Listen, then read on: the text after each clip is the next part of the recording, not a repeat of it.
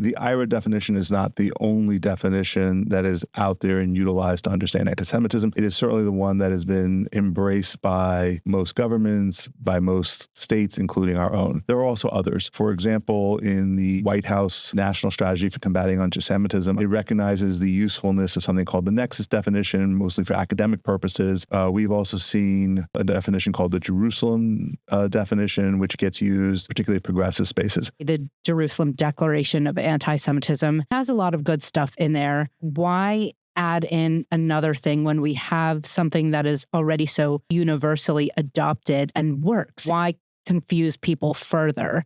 In the JDA, there is a clause, BDS is a nonviolent movement and should not be constituted as anti-Semitic. BDS is a nonviolent form of protest. Boycott, divestment, sanction. Yes. However, in most instances, as we have seen, especially since October 7th, most forms of boycott, they end up often taking away much needed resources from the Jewish community, from observant Jews who rely on kosher food, or just targeting, Jewish and Israeli individuals. I think it's helpful to examine how other definitions like the Jerusalem Declaration can be seen by many of us as overreaching in sort of absolving people of things that many of us experience as anti-Semitism, and that is a critique of those.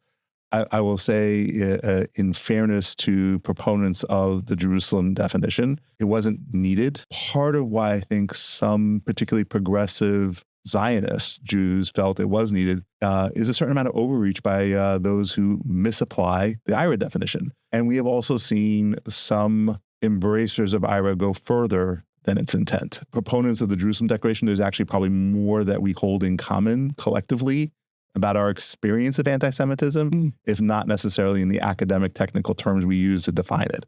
And it's the experience of anti-Semitism that binds us, and at the same time, proponents of IRA, we also have to be careful and thoughtful about not going too far. Some people go too far.